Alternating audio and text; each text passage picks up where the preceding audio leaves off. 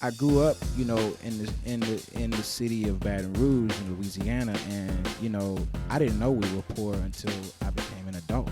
Wow. Like my mom did such an amazing job of camouflaging our situation. Like I had no idea we were poor. Like we were struggling a long time, and I didn't know it. And so I started to find out things about my childhood that my mom kind of kept me away from.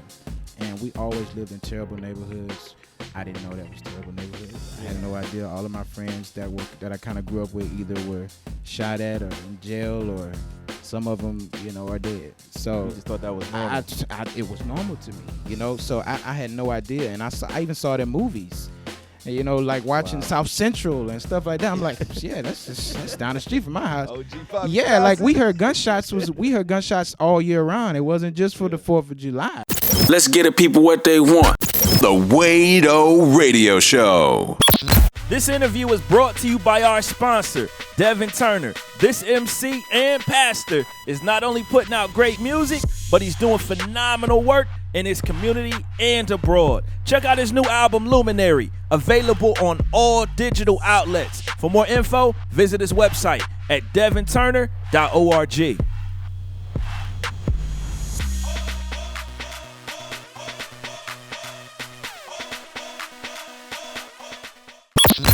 DJ Wade-O, of course. We are in the premier studio in New York City for your mixing, your mastering, your recording, your production, JahRock'n Studios, and I got my brother, Jor'dan Armstrong. Yes, sir. What's up, man? Hey, man, you what's up, man? Wow, thank you, man. Me and God, of course. Well, of course, God is always what's up, man.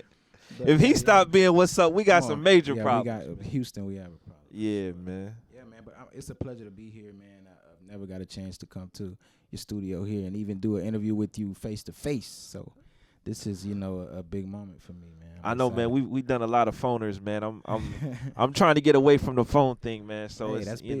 That's big, man. You know these tickets to New York ain't cheap. I know they not. And staying in a nice hotel ain't cheap. My God, man. But I'm here, man. Just super excited. Love talking with you, bro. Yeah, man. This ain't your first time in New York, though, is it? No. I was thinking I love that. New York City. I think it's a really great place.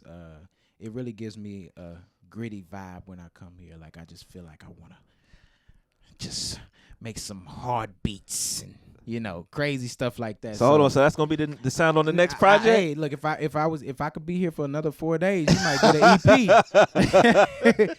But yeah, man. So I go off of vibes in different cities. Like LA gives me a vibe. New York gives me a vibe. Louisiana gives me a vibe. Atlanta gives me a vibe. So I'm that kind of guy, man. So New York always makes me feel like I could just be like just a monster. I think about all of my favorite producers. A majority of them are from here. So yeah, man. So I'm excited. What vibe are you thinking for this next project, though? In all seriousness, man. Honestly, I don't want to give too much away. I really like the wow factor of my projects. Every time I try to release something, I just want to come from somewhere so left that they didn't know about. But I can give a little bit. I definitely, this next project won't be an EP. It'll be like a real album. Full length? Yeah, full album. So the last full album I did was in 2012. Yeah. So I want to. But you've put out a lot of music since then. I have. That's the crazy part, man. I really have. I really started to. Well, let me tell you what the sound is first before I go on with that. Yeah. Sound is gonna be more. This project is really more about my life. I do a lot of my records and a lot of my albums are about me just really having a good time and being cool and making dope tracks and being swaggy. But I never really ever let anyone into my real personal life in my music, and basically kind of to tell my testimony. And for a long time, I didn't even think I really had a testimony because I didn't have these grand stories that you hear people have all the time. I was in the streets and for 4 years I went to jail and I got out of jail and God showed me this sign. Like I never had none of that stuff. You know what I'm saying? So I grew up, in the city of Baton Rouge in Louisiana, and I didn't know we were poor until I became an adult. Wow. Like my mom did such an amazing job of camouflaging our situation. Like I had no idea we were poor. Like we were struggling a long time and I didn't know it. And you know, so I started to, you know, find out things about my childhood that, you know, my mom kind of, you know, kept me away from. And we always lived in terrible neighborhoods. I didn't know that was a terrible neighborhood. I had no idea. All of my friends that I kind of grew up with either were shot at or in jail, or some of them, you know, are dead. So you just thought that was normal. It was normal to me, you know. So I had no idea, and I even saw it in movies. You know, like watching South Central and stuff like that. I'm like, yeah, that's down the street from my house. OG Bobby Yeah, Johnson. like we heard gunshots all year round. It wasn't just for the 4th of July. Like it was fireworks all the time. So it became a norm to me. And you know, the older I got, you know, that's when God started to show me, you know, that was my testimony, that I made it out of those situations. I made it out of that environment. And I was also able to connect with people in my environment. I didn't even realize God was using me back then too. Like, a lot of the hardest guys, the thugs in my neighborhood that I went to school with, they always wanted to come to me for advice. And I used to be like, bro, don't ask me. They like, well, you go to church, you ought to know. You ought to know. This and that. So, you know, God used me, man. So the project is going to really be about my life growing up from, you know, I was born in 1985 up until now. So it's going to be a majority of a lot of my favorite sounds throughout my life. So I'm going to go through the 80s, I'm going to go through the 90s, I'm going to go to the early 2000s, which is crazy that the early 2000s is throwback now. Like it is crazy. 2004 is throwback. That is crazy. That's wild. Yeah. But yeah, so it's going to be a mixture of all of that, man. So I'm excited about it, bro. Your testimony is that God kept you, bro. Yeah, absolutely. That's the testimony. Absolutely, right man. And, you know, honestly, in that situation, I was so blessed. I had no idea that, you know, God was just covering me that whole time. You know, in the midst of where we lived, you know, there was, you know, a trap house, real trap house next to my house. You know, I lived in a shotgun house. If you know what a shotgun house is, just a straight shot house. Yep. And they call it shotgun. You can shoot a gun through the front door, go straight out the back door. But, you know, I shared a bedroom with my mom. Wow. You know what I'm saying? Till I was in high school. Wow. Sleep in the same bed. Wow. You know what I'm saying? Like, nobody knows a lot of those things. You know, we had a 1-bedroom spot. And you thought that was just what it was. Right. Like, I did realize, you know, the older I got, I didn't want to invite people over. Now they see I'm sleeping in bed with my mom. Yeah. Like, I'm like, okay, yeah, so wait, something ain't right here. But, you know, that's how, you know, poor we were. And I had no clue. So project is really, you know, talking about how God kept me, man, and how blessed I was, and how he covered me, man, and, you know, shielded me to, you know, become the voice that I am today, to reach so many people. And I'm super excited about this project. I'm gonna have my mom on it. So nice. She's super excited about that. She get to be on the album. But yeah, my mom. Does your mom sing? Absolutely. Really? Yeah, that's where you know, a lot of my musical influence came from my mom. And with me being an only child, you know, we spent a lot of time together. So she was very involved parent. Every day she was with me. She did never go out on weekends and drop me off at Granny's and none of that. So she was really involved. So she during our times in the car, we just sang together. She would teach me different, you know, little vocal tricks and stuff like that, man. And she basically taught me how to sing, made me sing. I didn't want to sing. You know, I was that 5-year-old kid, you know, getting forced to do a solo on Sunday service. And, you know, I sang my first song. She taught me this random song that she just made up. And guy on organ couldn't even play the song. But because he didn't know. He was like, what song is this? So I sang it a cappella, and everybody just loved it. Wow. And that response I got from that, as a kid, I was like, oh, this is cool. After church, everybody's coming up giving me $1 or $5. I was like, oh, this may be something I want to do. So, you know, I really started to get into singing, and, you know, I developed a better voice growing up, and I always knew this is what I wanted to do, man. I remember you told me before, man, that like kind of before you stepped out into like what is now your solo career, you used to travel around Louisiana. Yeah, man. And I mean, basically, we don't say this in the gospel world, like you were doing praise and worship, but you were doing like cover songs. Yeah, man, absolutely. The thing I want to know, though, is from that experience, how did you develop your sound, your style, and figure out you wanted to do things a certain way? Because the reality is this, like I know Canton has been an influence for you and some other people, but like your style is even different than Canton. Yeah. Like Canton will probably let you know, like, yo, you ain't got to do it like yeah. how they doing it, Right. but you know. It was kind of rough, man, because honestly, you know, with me growing up doing cover songs, I was singing records like, you know, Stan by Donnie McClurkin. And, you know, I'm the little kid in the church with fully suited and booted with, you know, Stacey Adams shoes, Steve Harvey suit. The 3-piece of the biscuit. Oh, man, I'm just decked out, you know, and I'm singing those type of songs. And what was so crazy is when I put out my first project, all of these churches and all of these, you know, older mature saints is what we say in the church.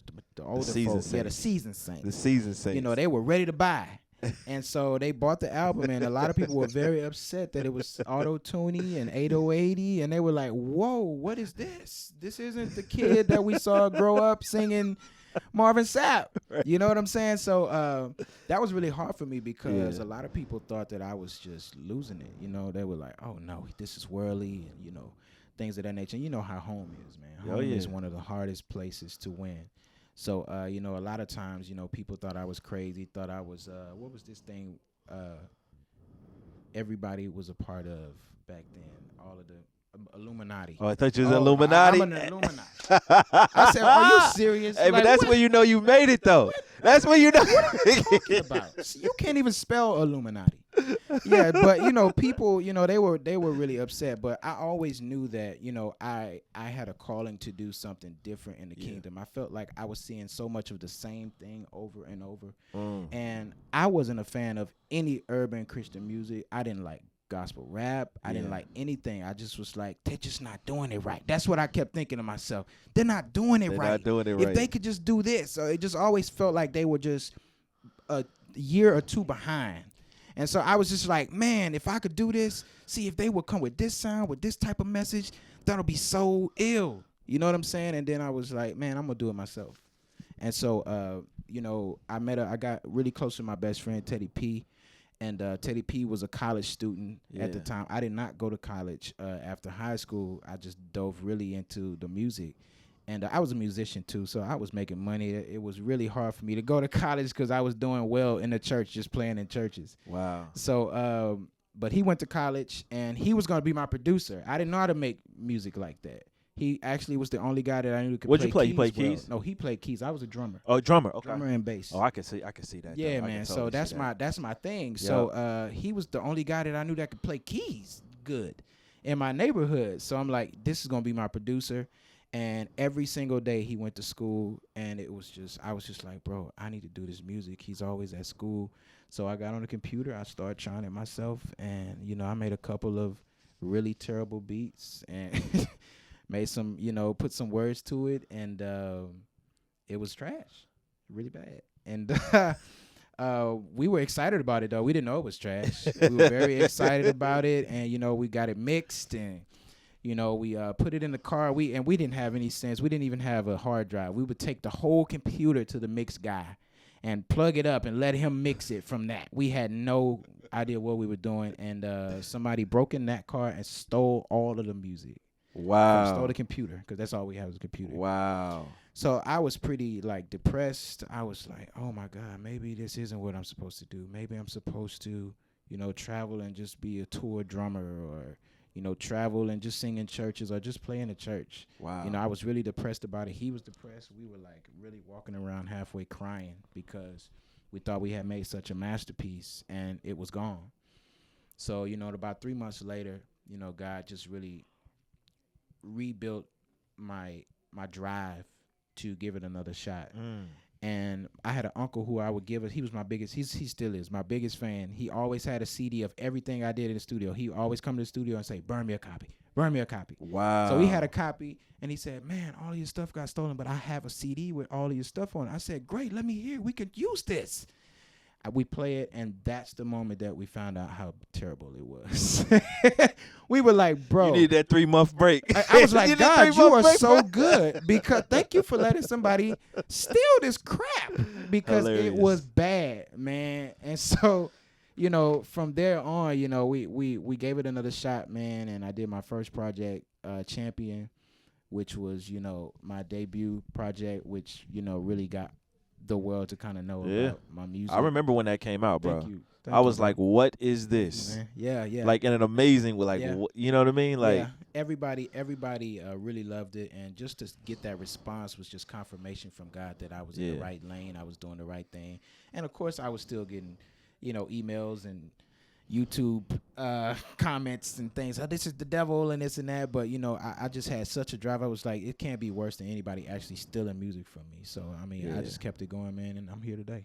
Man, it's like every Christian artist I talk to, at some point in their career, they go through that.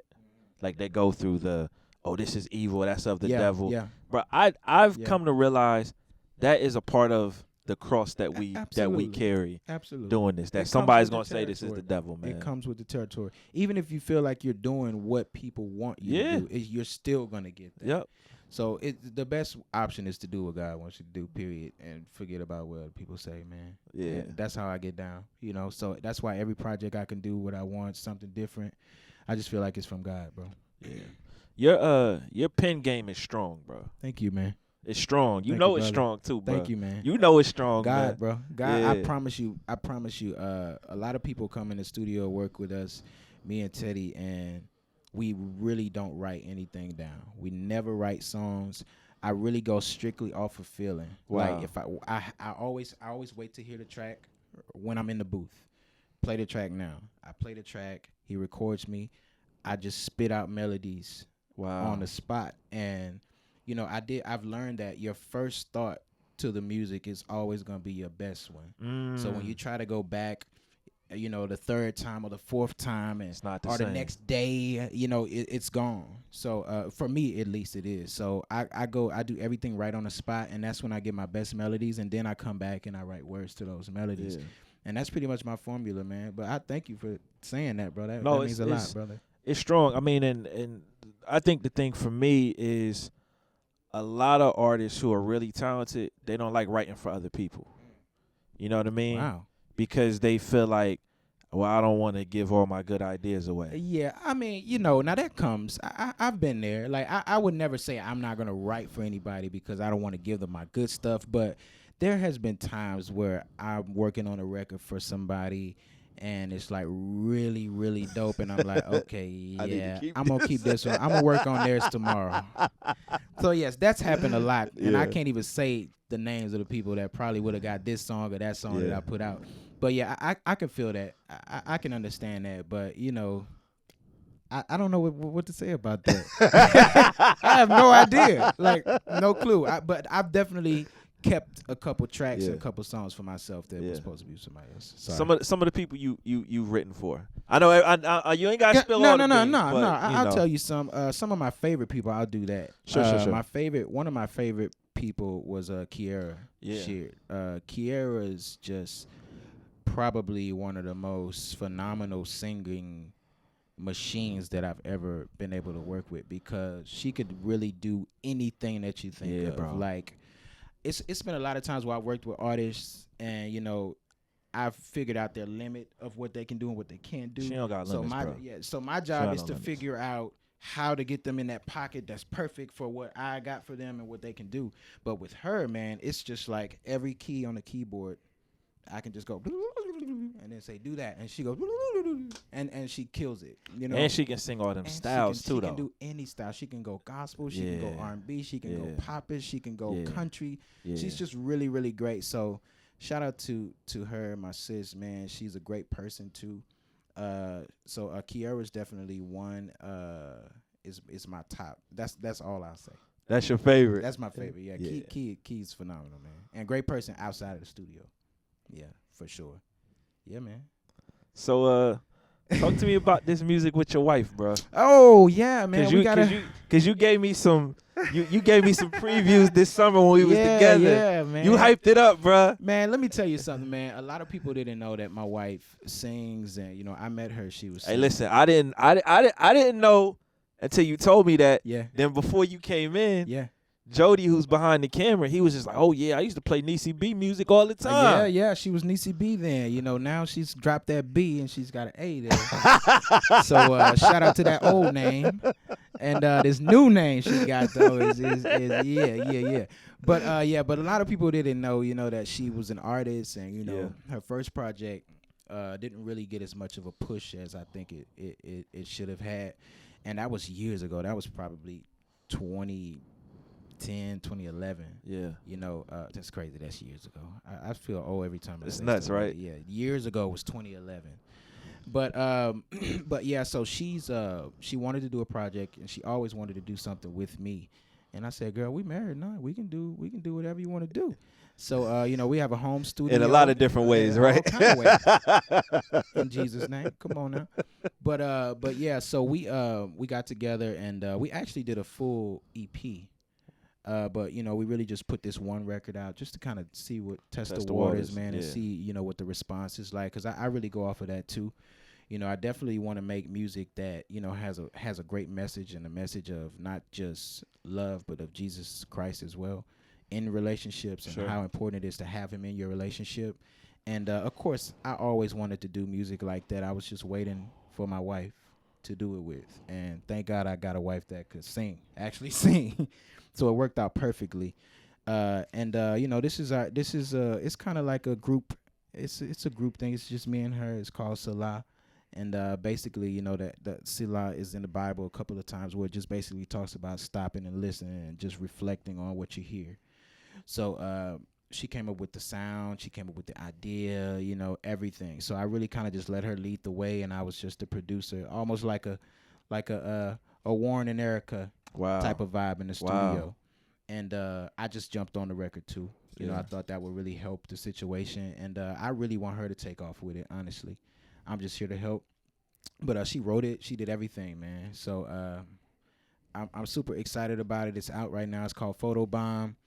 We're working on a video for it now, and I'm excited, bro. And it's good. It's made my house a lot more joyous too. Everybody, she's just so nice and just sweet, and just man. We do music together. I said, okay, we need to make some more music, man, because she just happy, like I took her shopping, you know. So I'm excited about it, and she's happy, man. The response has been really great. The song just came out last night, man. So I'm excited, bro. Everybody loves it. Happy wife, happy life, bro. Absolutely. Let me tell y'all something. Look, if you trying to get your wife happy, make a song with her. Drop a song. Jordan, yeah, man, it's on. Everybody can't do that, bro. You can do it. Drop a song. Now, I don't know how it would sound, but you can drop a song. Hey, family, thank you so much for tuning in. Please make sure you hit the subscribe button, like this video, and leave us a comment. Would love to hear your thoughts on what we were just discussing. Also, if you want to book me for your next event, whether you got a concert, a party, a youth function, a corporate event, whatever it is, send us an email. It's booking@wadeoradio.com. I'd love to DJ your next event.